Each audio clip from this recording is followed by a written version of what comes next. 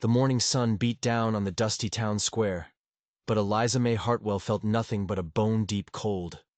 She stood on the wooden auction platform, a piece of property waiting for a price. Her hands trembled, but she forced her chin up. The auctioneer's voice was like thunder, rolling over the crowd, talking about her like she was livestock. "What am I bid for 5 years of this woman's service?" he shouted, his gavel tapping a rhythm of doom. "She cooks, she cleans, she'll work till her fingers bleed." Men pushed closer, their eyes crawling over her, judging her teeth, her hands, her strength. One of them, a pig of a man with greasy hair, grabbed her wrist to check for calluses. Another demanded she open her mouth. Eliza wanted the ground to swallow her whole, but she refused to look away. She had lost everything: her parents, her teaching post, the man who swore he loved her. She would not lose her dignity. Not here. Not now. "Look at those hands!" a cruel voice cut through the murmur. Samuel Briggs, the merchant who owned half the town and all of its fear, stepped forward. His eyes were like chips of ice, soft as a baby's. "This one's been living easy. She'll need some breaking in." Laughter rippled through the men around him. A cold dread washed over Eliza. She'd heard the whispers about Briggs, about the women who went to work for him and came back broken, or didn't come back at all. Their eyes were always haunted, their spirits shattered. The auctioneer, sensing a big spender, nodded eagerly. "That's right, gentlemen, and she's been a school teacher. She can read and write, do your books, teach your children. A real prize." He gestured to her like she was a show horse. "Starting bid is $25. "30!" shouted a farmer. "40!" called another. Eliza squeezed her eyes shut. This was the sound of her life being sold. This was the fate of a woman with no family, no money, no protection. 6 months ago, her fiancé Thomas had vanished, taking every penny of her inheritance with him. The bank took her house. The school board dismissed her, clucking their tongues about her ruined reputation. And now this. Slavery in all but name. $50! Briggs's voice sliced through the air. "I'll take her for 50, and I guarantee in a year you won't recognize her. I'll make a proper servant out of her." The finality in his tone was a death sentence. The auctioneer raised his gavel. $50 from Mr. Briggs. Going once. Eliza's heart hammered against her ribs. She would rather die. Going twice. $100. The voice came from the back of the crowd, deep and steady as a river. Every single head turned. A silence fell over the square, so complete you could hear the dust settle. Through the sea of faces walked a man taller than anyone there, his shoulders straining the seams of a worn leather coat. His hair was dark and wild, and his eyes were the color of a storm, fixed on her with an intensity that stole her breath. But it wasn't just him. In his arms, he carried a little girl, no older than 3, with golden curls and eyes as blue as a summer sky. The child clutched a raggedy doll and stared at Eliza not with pity or judgment, but with wide-eyed curiosity. The crowd shifted, murmuring. No one knew this man. He was a phantom from the mountains, a ghost who only appeared for supplies. Briggs scowled, his face turning a blotchy red. "Now see here, Boone. What's a hermit like you want with a house servant? You live in a shack on a mountain." The man called Boone didn't even glance at Briggs. His gaze remained locked on Eliza. His voice carried across the quiet square, clear and strong. "I don't want her service," he said. Eliza's heart plummeted. It was a trick, a cruel joke. Then he added the words that shattered her world. "I want her as my wife." The silence that followed was deafening. Eliza's knees felt weak enough to buckle. Wife. This stranger, this mountain man, wanted to marry her. The little girl in his arms suddenly clapped her tiny hands and giggled, a sound of pure joy in the stunned quiet. The auctioneer stammered, his face slick with sweat. "Sir, this is an auction for indentured service, not marriage contracts." "I know what it is," Boone replied, his voice calm and unshakable. "But I'm offering her a choice. She can spend 5 years as his property, He nodded towards the fuming Briggs. Or she can be my wife. Today. Right now. The crowd erupted. It was a scandal. A spectacle. Mrs. Henderson, the boarding house owner, gasped so loudly it echoed off the storefronts. Well, I never. The very idea. Eliza stared at the man who had just thrown her a lifeline. His face was weathered by sun and wind, lined with stories she couldn't read. But there was a kindness in the way he held his daughter, a solid strength in his shoulders. He wasn't handsome like Thomas had been, all smooth words and easy smiles. This man was carved from the mountain itself. He was real. "What's your name?" she asked, her voice a fragile whisper. "Caleb Boone," he answered. "This is my daughter, Annie. We live up on Bear Mountain. It's quiet. You'd be safe there." Safe. The word was a foreign country she hadn't visited in years. It felt like a warm blanket on a frozen night. "And you'd truly marry me? Not just keep me?" Something flickered in his storm-gray eyes, a deep, ancient pain. "I'd marry you proper. In front of God and witnesses if you want. You'd be my wife in name and in law. What happens beyond that? Well, that would be up to you." Briggs sputtered with rage. "This is ridiculous. I had the winning bid. You can't just change the rules." "Actually," the auctioneer said, wiping his brow, "if the young lady chooses marriage over service, it's her right. She's a free woman, not a slave. She has a choice." Every eye in Cedar Falls turned to Eliza. Her heart was a wild drum against her ribs. She looked at Briggs's cruel sneer, a promise of 5 years of misery. Then she looked at Caleb Boone's steady gaze, an offer of what? A different kind of prison? Or a chance at freedom? The little girl, Annie, reached a chubby hand towards her and smiled a brilliant, gap-toothed smile.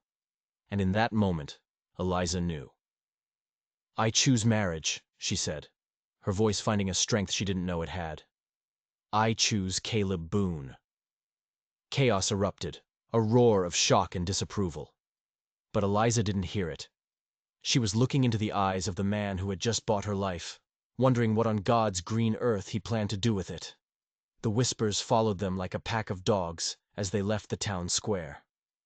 Eliza sat on the wagon seat, her back ramrod straight, feeling the burn of 100 judgmental eyes. She couldn't believe it. An hour ago, she was property. Now she was a promised bride to a man she didn't know. A hermit with a sad-eyed daughter and a past as mysterious as the mountains he called home. Mrs. Prudence Henderson, the town's self-appointed moral compass, made sure her opinion was heard. "Buying a wife like a sack of flour. It's a disgrace to this community. Absolutely disgraceful." "Ain't natural," agreed Mrs. Cooper from the general store, her arms crossed tightly. "A proper woman doesn't get herself sold in the first place. There's something wrong with her. Mark my words." The shame was a physical thing, hot and suffocating. Before she could wither under their scorn, a small hand tugged on her skirt. "Why are those ladies being mean?" Annie asked, her voice a sweet, clear bell. "Daddy says we should be nice to people." Caleb lifted his daughter into his arms, his gaze sweeping over the gossiping women with a look so cold it could freeze fire. "Come on," he said quietly to Eliza. "Time to go." But Samuel Briggs wasn't finished. He stomped over, his face purple with rage. "This is all wrong, Boone. I had the winning bid, fair and square. You can't just waltz in and steal what's rightfully mine." "She's not property to be owned," Caleb replied, his voice dangerously calm. "She made her choice. You'd best accept it." "Choice?" Briggs spat the word. "What kind of choice is that? Marriage to a mountain man who lives in the middle of nowhere? She'll be begging to come back to town within a month, you'll see." Caleb helped Eliza onto the wagon, his hand strong and steady at her elbow. "That'll be her decision to make," he said simply. He climbed up beside her, settled Annie on his lap, and with a click of his tongue, the wagon lurched forward, leaving the town and its venom behind. As they rolled away, Eliza could feel the weight of every stare. She kept her chin high, a silent act of defiance, but inside she was a whirlwind of fear. What had she done? She was trading a known monster for an unknown quantity. Was this just a different kind of cage? A prettier one, maybe, but a cage nonetheless. The silence in the wagon stretched for miles, broken only by the creak of the wheels and Annie's soft humming. Eliza stole glances at the man beside her. His hands, large and calloused, held the reins with a gentle confidence. There was a stillness about him, a sense that he belonged out here, among the silent trees and ancient rocks. Finally, Annie's curiosity could be contained no longer. "Are you really going to be my new mama?" she asked, turning her huge blue eyes on Eliza. Eliza's heart clenched. How do you explain this to a child? "Well, your daddy and I are going to be married," she said carefully. "So, I suppose that means I'll be taking care of you." "Good," Annie said with the simple certainty of childhood. "I always wanted a mama. Mine went to heaven when I was born." She held up her ragged doll. "This is Lucy. She doesn't have a mama either. Maybe you could be her mama too." Tears stung Eliza's eyes. This small child was offering her trust so freely, a gift she hadn't received from anyone in a long, long time. "I'd like that very much," she managed to say. Caleb cleared his throat, his gaze fixed on the road ahead. "Annie, why don't you tell Miss Eliza about the cabin, about her new home?" "Oh, yes," Annie clapped her hands. "We have a big fireplace that keeps us warm, and Daddy made me my very own bed. And there's a creek behind the house where the water tastes like snow, and sometimes deer come right up to the yard." As Annie chattered on, a tiny seed of hope began to sprout in the barren landscape of Eliza's heart. Whatever secrets Caleb Boone held, he was a good father. That had to count for something. "What about you?" Caleb asked quietly, his voice so low she almost missed it. "You got family somewhere? Someone who'll be worried?" Eliza shook her head, the old bitterness rising in her throat. "No one. My parents are gone. I thought I had someone. A man named Thomas. He promised me marriage, but he took my inheritance and ran. Left me with nothing." "I'm sorry," Caleb said, and the simple words held a weight of sincerity that surprised her. "That's a hard road." "And you?" she asked, emboldened. "Annie said her mother." Caleb's jaw tightened. "Margaret died birthing Annie. It's been just the two of us ever since." He paused, the silence heavy with unspoken grief. "I know this arrangement is sudden, but I want you to know you'll be safe with us. This marriage," he struggled for the words, "it can be whatever you need it to be. A partnership, a friendship. Nothing more, if that's your wish." Her cheeks warmed at his unspoken promise. "I appreciate that, Mr. Boone." "Caleb," he corrected gently. "We're to be married. Might as well use first names." The wagon crested a hill, and the view that spread before them made Eliza gasp. Nestled in a clearing of tall pines was a sturdy log cabin, a curl of smoke rising from its stone chimney. A small garden was green with new shoots, and a barn stood nearby. It wasn't grand, but it looked solid, welcoming. It looked like a home. "Home," Annie announced proudly. "Do you like it?" Eliza stared at the little cabin that was now her entire world. It was so far from the whispers, so far from the shame. "It's perfect," she whispered. But as they drew closer, a question burned in her mind. This man had offered her a home, safety, even his name. But why? What did Caleb Boone, a man who clearly wanted to be left alone by the world, really want from her? The first week was a careful, quiet dance. Eliza had her own small room, a space that was hers and hers alone. Caleb and Annie shared the larger one. They were polite strangers under one roof, orbiting each other with a cautious gravity, speaking in quiet tones over meals, each trying to navigate the strange new reality they'd created. But slowly, something began to change. The cabin, Eliza discovered, was a sturdy, honest place that had been starved of a woman's touch. She found wildflowers by the creek and filled mason jars with their color. She swept and scrubbed until the floors gleamed, chasing the shadows from the corners, and most importantly, she started baking. The scent of fresh bread filled the small home, a warm, comforting smell that seemed to chase away the ghosts of loneliness. "Look, Daddy," Annie squealed one morning, her face dusted with flour as she helped Eliza knead dough. "I'm making bread just like Mama Eliza." Caleb, who had been splitting wood, froze in the doorway. It was the first time Annie had used the word Mama. It hung in the sunlit kitchen air, fragile and momentous. Eliza's hand stilled on the dough, her cheeks flushing. She looked up at Caleb, her eyes wide with uncertainty, asking a silent question. A flicker of something, relief, maybe even joy, softened the hard lines around his gray eyes. "Looks like you're learning fast, little one," he said, his voice quiet as he stepped inside. "Your Mama Eliza is a fine teacher." That one word, Mama, was a key turning a lock. Annie's affection blossomed. She was a constant warm presence at Eliza's side, climbing into her lap for stories, her small hand always seeking Eliza's during their walks. Eliza found herself humming old lullabies, filling the silence with gentle melodies. And Caleb started to linger. He'd sit by the fire mending a bridle while she cooked, his eyes following her movements with an intensity she couldn't decipher. "You don't have to watch my every move," she said one evening, stirring a pot of stew, feeling the heat of his gaze on her back. "I'm not going to burn down your kitchen." "Our kitchen," he corrected automatically, then seemed startled by his own words.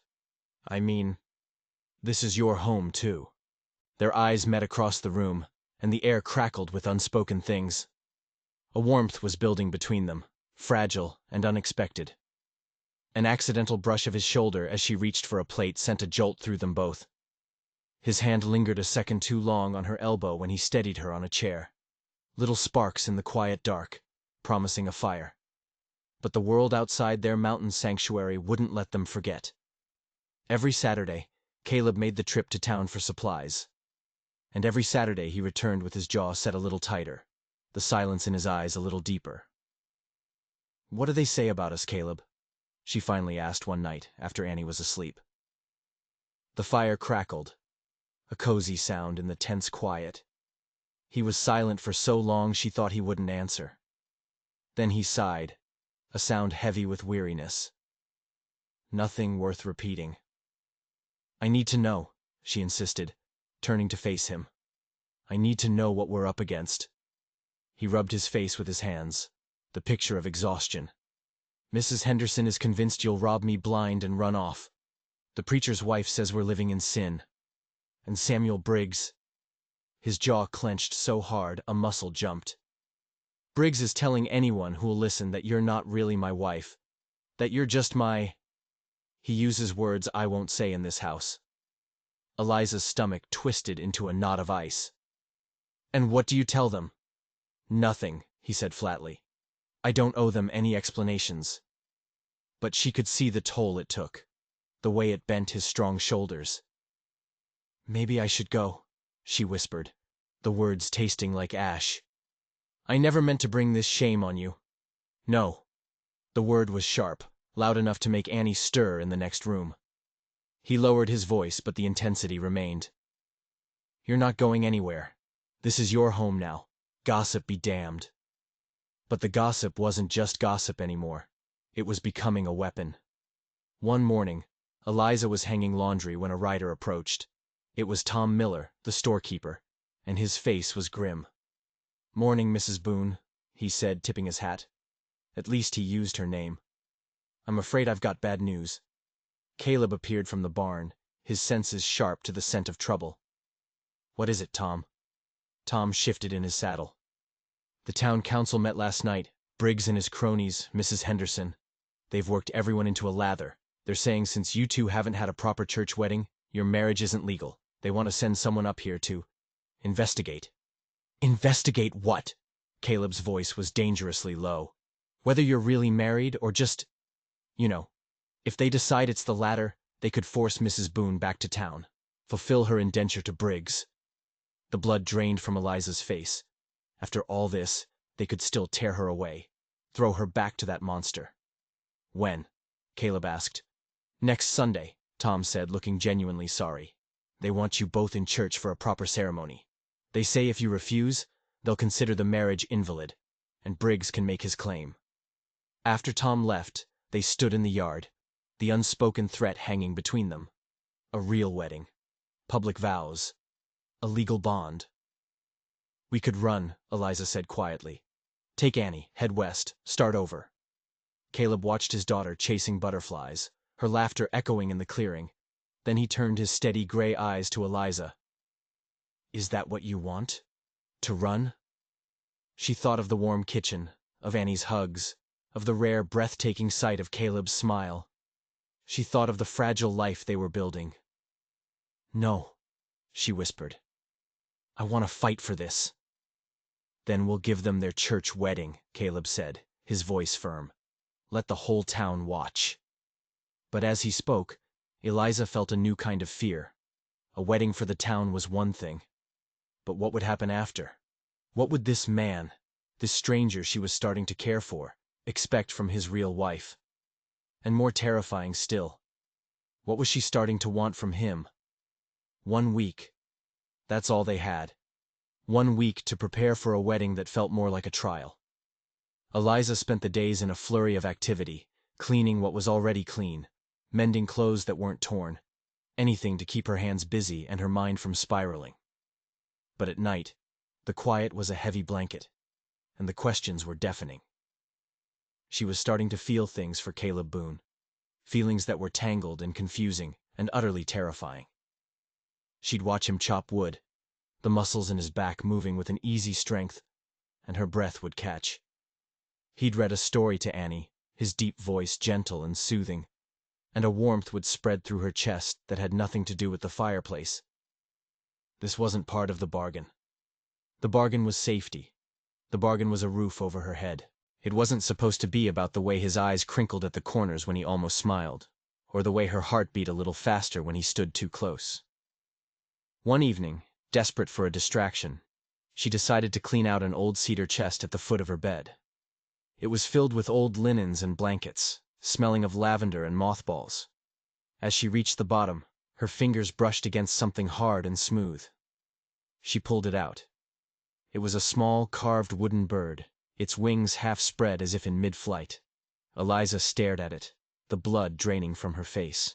Her world tilted on its axis. It was identical to a bird her father had carved for her 10th birthday. He'd been a gifted woodworker, his hands capable of bringing life to dead wood. She had treasured it, kept it with her always, until it had been lost in the chaos after her parents' death. It couldn't be. It was impossible. A coincidence. But it wasn't a coincidence. She knew the tiny, unique notch under the left wing where her father's knife had slipped. It was the same. That night, after Annie was asleep, she found Caleb by the fire, sharpening an axe. She held out the bird, her hand trembling. "Where did you get this?" He glanced at it, and for a split second, his face went pale. He quickly masked it, his expression becoming shuttered and unreadable. He wouldn't meet her eyes. "It was in the chest when I bought the place," he said, his voice too casual. "Don't lie to me, Caleb." He looked up then, his gray eyes guarded. "It was my wife's," he said, his voice tight. "It belonged to Margaret." The lie was a slap in the face. It was so blatant, so absolute. It stole her breath. She knew her father's work. She knew it like she knew her own name. This man, this quiet, steady man she was beginning to trust, was lying to her. And if he was lying about this, what else was he lying about? Who was he? Why had he really brought her here? The fragile trust they had built shattered into a million pieces. The cabin, once a sanctuary, now felt like a prison built of secrets.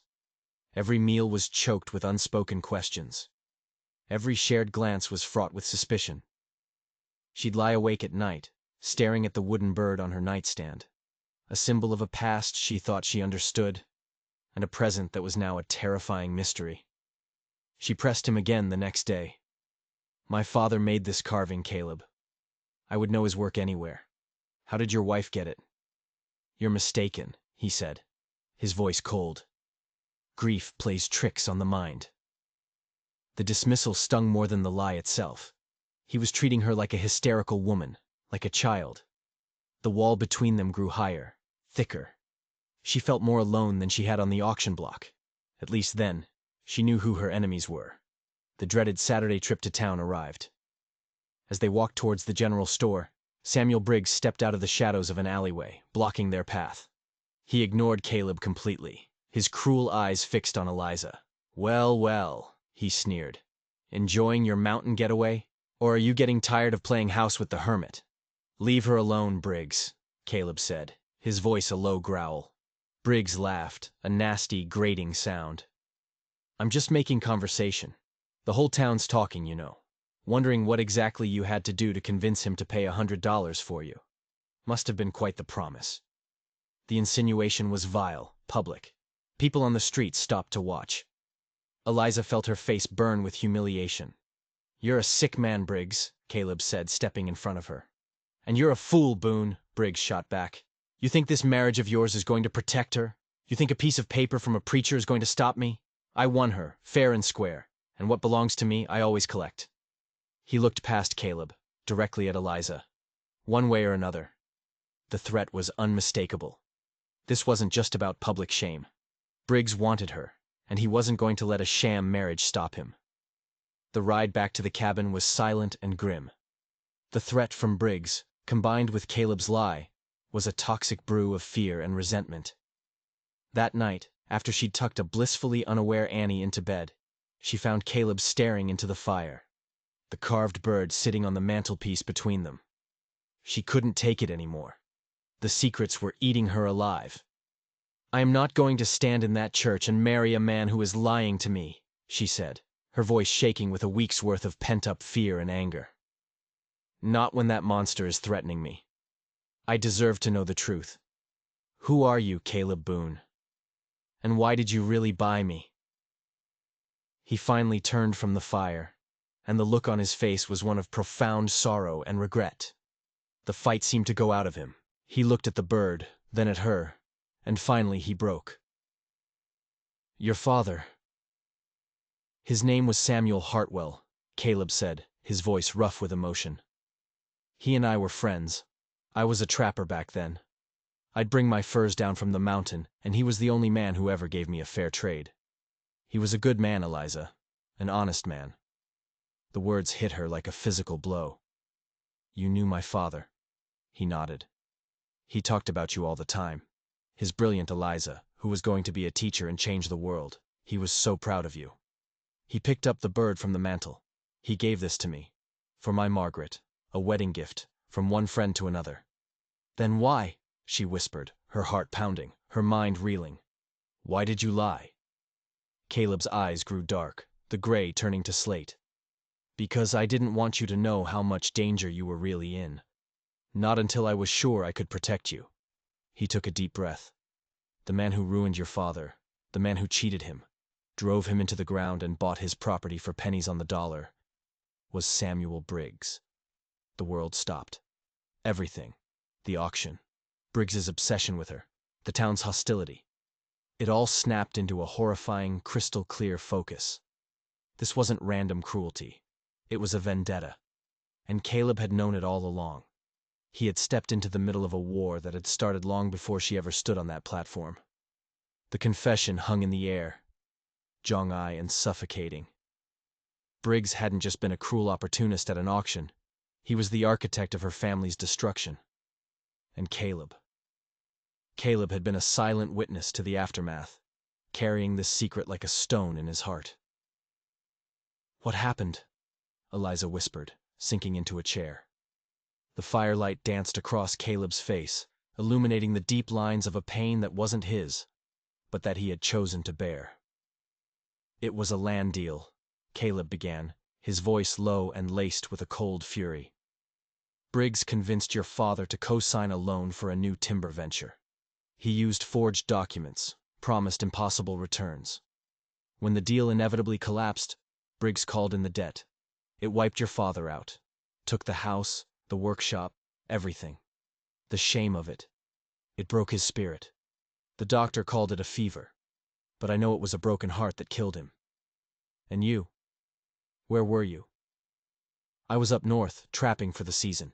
By the time I came back, Your father was gone, and Briggs owned everything. I've been watching him ever since, waiting for a chance to make him pay. His fists clenched. I never imagined he'd go after you too. So, the auction. I was in town for supplies. I heard the commotion. When I saw you on that platform, and I saw him bidding for you, looking at you like you were just another one of his possessions to break, I couldn't let it happen. He looked at her, his gray eyes raw with sincerity. The marriage was the only thing I could think of. The only legal way to get you away from him, to give you the protection of my name. The revelation was a flood, washing away the suspicion and leaving behind a terrifying, complicated truth. This wasn't a marriage of convenience. It was an alliance, forged in the fires of shared grief and a quest for justice. Her fear of Caleb was replaced by a fear for him, for them. They weren't just fighting town gossip anymore. They were fighting a monster who had already destroyed her family once. "The wedding," she said, her voice finding a new resolve. "We have to go through with it. Not for the town. For us. To show him he can't have me." "It's not just about showing him, Eliza," Caleb said, stepping closer. "It's about making it real. A legal marriage is the only thing that will keep the law on our side if he tries something." And just as they formed their fragile pact, the world outside decided to join the battle. The wind began to howl, a low moan that grew into a scream. The sky, which had been clear moments before, turned a bruised, angry purple. A storm was rolling down from the mountains, a beast of wind and rain. "This is going to be a bad one," Caleb said, moving to bar the door and shutter the windows. The storm hit with the force of a physical blow. Rain lashed against the cabin, and the wind shrieked like a banshee. They were trapped. Not as suspicious strangers anymore, but as allies, forced into an intimacy that was both comforting and charged with a new, terrifying electricity. The truth being out between them changed the very air they breathed. They spent the next 2 days sealed inside their wooden fortress while the world raged outside. They talked for hours, filling the storm-tossed silence with their stories. She told him about her father's kindness, about her dream of opening a small school. He told her about Margaret's laughter, about the crushing loneliness after she was gone, about his fears of raising Annie alone. The storm was a crucible, burning away the last of their pretenses. They were no longer just Caleb and Eliza, the mountain man and the bought woman. They were two broken people finding the missing pieces of their souls in each other. On the second night of the storm, a tremendous clap of thunder shook the cabin to its foundations, followed immediately by Annie's terrified scream. They both rushed to her room, finding her sitting bolt upright in bed, tears streaming down her face. "The sky is so angry," she sobbed, reaching for both of them. Without a word, Eliza scooped her into her arms while Caleb sat on the edge of the bed. They huddled together in the small room, a tiny island of warmth against the tempest. Caleb's arm came around Eliza's shoulders, pulling her and his daughter close. It didn't feel awkward or forced. It felt like coming home. "It's just noise, little one," Caleb murmured, his voice a gentle rumble against Eliza's ear. "It can't hurt us in here. We're safe." As Annie's sobs subsided into sleepy whimpers, they found themselves looking at each other over the top of her golden head. The firelight from the main room cast dancing shadows on their faces. They were so close, Eliza could feel the warmth of his breath, see the flecks of silver in his stormy eyes. "Eliza," he whispered, his voice barely audible over the rain. "When we stand in that church, when we say those vows, I'm going to mean them. Not for the town, not for Briggs. For me. For us." Her heart, which she thought had been shattered beyond repair, felt like it might beat out of her chest.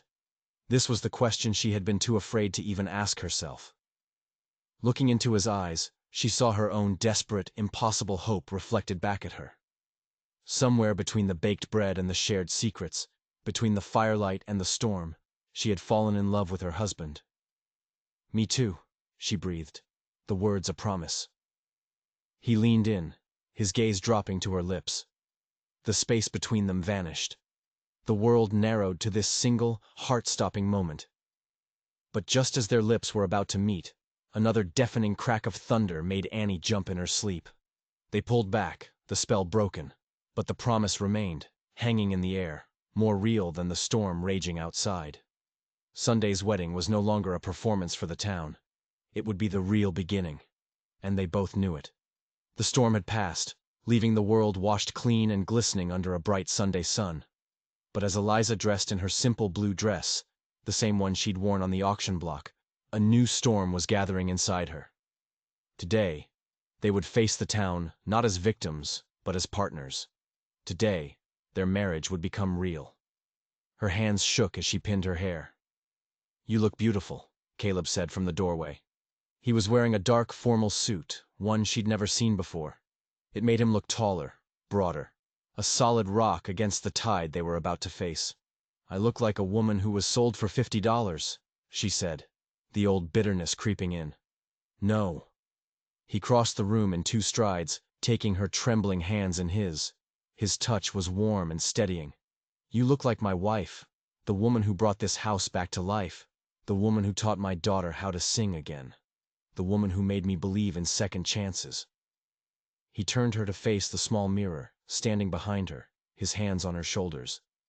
Their eyes met in the reflection, and for the first time, she saw herself not as the town saw her, but as he did. And she almost believed him. The ride to town was a silent vow. Annie sat between them, chattering excitedly, oblivious to the battle they were about to wage. As the white steeple of the church came into view, Eliza could see the crowds. It looked like the entire county had turned out. "Looks like we're the main attraction," Caleb muttered, his jaw tight. Walking down the aisle was like running a gauntlet of hate.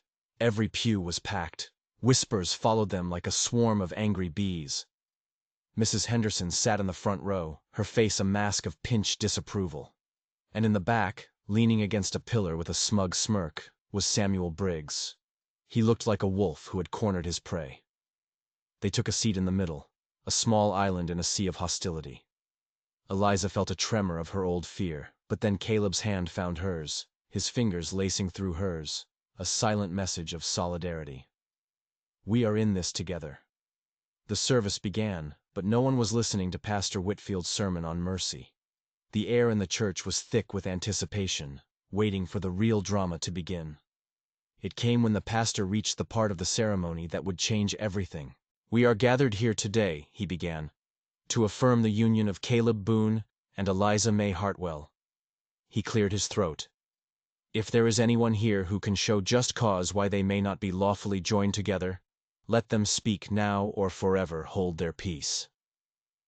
A heavy silence fell. Eliza held her breath, and then a voice from the back of the church cut through the quiet. "I object." Every head whipped around. A man was standing up, a cruel, familiar smile on his handsome face.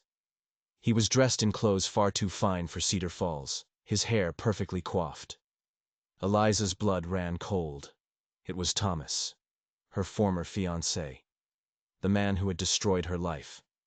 The church erupted in gasps and shocked murmurs. Briggs leaned forward, his smirk widening into a triumphant grin. He had done this. He had found Thomas and brought him here.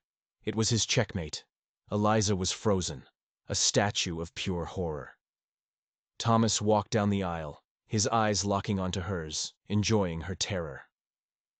"I object," he repeated, his voice smooth and confident. "Because this woman is already promised. To me." "What is the meaning of this?" Pastor Whitfield demanded, his face pale. Thomas held up a folded piece of paper. "We have a signed marriage contract," he announced, his voice ringing through the sanctuary. "Witnessed and dated, predating any supposed arrangement with Mr. Boone. According to the law, she is my intended wife. This ceremony is a fraud."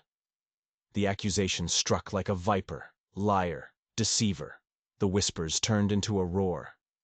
"He's lying!" Eliza found her voice, a desperate cry. "He is a thief and a liar! He stole everything from me!" "A simple lover's quarrel," Thomas said, waving a dismissive hand, playing to the shocked crowd. "She was angry, of course, but she is mine. This mountain man took advantage of a distraught woman. Briggs stood up, his voice booming with false authority. It seems the situation is clear, Pastor. This woman has deceived us all. She belongs with her rightful fiancé. This whole affair has been a shameful charade to bilk an honest man out of his home and good name. It was a brilliant, evil move. In one fell swoop, he had not only destroyed her reputation for good, but he had also painted Caleb as a villain and himself as a victim. Caleb stepped in front of Eliza, shielding her from the venomous stares. "You will not speak about my wife that way." "Your wife?" Briggs laughed, a sound full of malice. "We all know what she is, Boone. She's the woman you bought to warm your bed. A commodity. And now her real owner has come to collect." The vile words hung in the air, poisoning the sacred space. All eyes were on Caleb, waiting for his response, waiting for the violence that seemed inevitable. But before Caleb could move, a different voice spoke up, quiet but firm, from the pews. "That's not the whole story, Briggs." It was Tom Miller, the storekeeper. He stood up, his face grim but determined. "I may not know about any marriage contracts," he said, his voice gaining strength. "But I remember when Eliza's father passed. And I remember you, Briggs, buzzing around him like a vulture in his last days, getting him to sign papers when he was sick with grief. Always seemed crooked to me." A ripple of unease went through the congregation.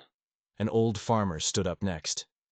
"And I remember you, Thomas," he said, pointing a gnarled finger. "I was in the saloon the night before you skipped town.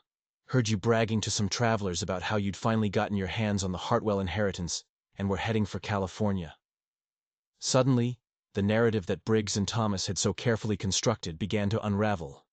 Other voices joined in. A woman who Briggs had shortchanged on a grain delivery. A blacksmith whose loan rates had mysteriously tripled. Small injustices, long-simmering resentments, all started to boil to the surface. The whispers were no longer about Eliza's shame. They were about Briggs's corruption.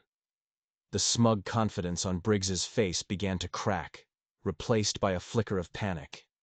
He had controlled this town through fear and intimidation for years, but now, in this church, his power was crumbling. He saw it in their eyes. The fear was being replaced by anger, and he was the target. The carefully built dam of lies was breaking, and the flood of truth was about to drown them all. Briggs, seeing the tide turn against him with shocking speed, made a fatal error. He turned on his accomplice. "You fool!" he hissed at Thomas, loud enough for the front pews to hear. "You were supposed to be convincing. You were supposed to shut them all up." Thomas, realizing the game was up and his payday was gone, lunged for Eliza, his handsome face twisted into an ugly snarl. "You're coming with me! You owe me!" But Caleb moved like a flash of mountain lightning. He intercepted Thomas, grabbing him by the collar of his fine coat and throwing him back down the aisle with an effortless display of strength. "You will not touch her." Caleb's voice was deathly quiet, more terrifying than any shout. In the scuffle, the paper Thomas had been brandishing fluttered to the church floor. Pastor Whitfield, his face set like stone, bent down and picked it up. He unfolded it, his eyes scanning the document. A look of cold, righteous fury settled on the old preacher's face. He held up the paper for the whole congregation to see. "This is not a marriage contract," he announced, his voice booming with indignation. "It's a bill of sale for Samuel Hartwell's house and workshop, signed over to Samuel Briggs, for the grand sum of $10. A collective gasp swept through the church. It was the final damning piece of evidence, the proof of his crime, delivered by his own hired pawn. Briggs hadn't just cheated Eliza's father. He had orchestrated his complete and utter ruin, and he'd brought this document to the wedding as a sick, private trophy of his victory. Bringing Thomas back hadn't been about getting Eliza. It had been about driving her out of town for good, eliminating the last link to his crime. Briggs's face went ashen. He turned and made a desperate bolt for the side door. But the men of the town, men who had feared him for years, were already moving. They blocked his path, their faces hard and unforgiving. His reign was over. The town sheriff, who had been watching the entire spectacle unfold from a back pew, walked slowly down the aisle. He placed a heavy hand on Briggs's shoulder. "Samuel Briggs," he said, his voice calm but absolute. "You're under arrest for fraud and conspiracy." He then looked down at the whimpering Thomas. "You too, for theft. Justice." It had come not with a gavel or a judge, but in a crowded church, brought to light by the courage of ordinary people who had finally had enough. In the stunned silence that followed, as the sheriff led the two disgraced men away, Caleb turned to Eliza. The eyes of the entire town were on them, but they only saw each other. The battle was over. Their enemies were defeated. And all that was left was the truth between them. "Eliza," Caleb said, his voice thick with an emotion that made her heart ache. He took her hands in his. "I asked you to marry me that day to save you from him." He nodded toward the door where Briggs had disappeared. "To give you a safe harbor. But that's not why I'm asking now." He dropped to one knee, right there in the center aisle of the Cedar Falls Community Church, in front of everyone. "I'm asking you to be my wife because I love you," he said, his stormy gray eyes shining with unshed tears. "Because you and Annie are my world. I'm asking you because I can't imagine a single day of the rest of my life without you in it. Will you marry me, Eliza May Hartwell? For real this time?" Tears were streaming down her face, but for the first time in a very long time, they were tears of pure, unadulterated joy. She was not the bought woman. She was not the fallen schoolteacher. She was a woman who was loved. "Yes," she whispered, her voice choked with happiness. "Yes, Caleb. Forever. Yes." Pastor Whitfield beamed, his face alight with a genuine smile. "Well then," his voice rang out, "I believe we have a wedding to conduct." And so, Caleb Boone and Eliza May Hartwell were married, for real this time. They said their vows not as strangers or allies, but as two halves of a single soul, forged together in the fires of adversity. Annie stood between them, holding both their hands, their past and their future united. And the applause that filled the church was not one of shocked gossip, but of genuine, heartfelt celebration for a love that had proven strong enough to bring down a tyrant and heal a broken town. 1 year later, Eliza stood in the doorway of their cabin, gently rocking their newborn son in her arms. In the garden, Annie was carefully showing the baby the small wooden bird her grandfather had carved so many years ago. Caleb came up behind Eliza, wrapping his strong arms around her, his chin resting on her shoulder as they watched their children. The cabin was no longer just a refuge. It was the vibrant, love-filled center of their entire world. She often thought about that terrible day on the auction block, when she felt her life was over, that she was worth nothing. She knew now how wrong she had been. She was worth everything, to the family that loved her, and finally, to herself. Sometimes, the most beautiful stories don't start in a fairy tale castle, but in the darkest of places. And sometimes, the woman that everyone has written off as worthless turns out to be the hero of the story all along. If you were shocked by all the twists and turns in this story, and believe that good will always triumph over evil, then hit that subscribe button and join our community, because you never know what hidden truths are just waiting to be uncovered.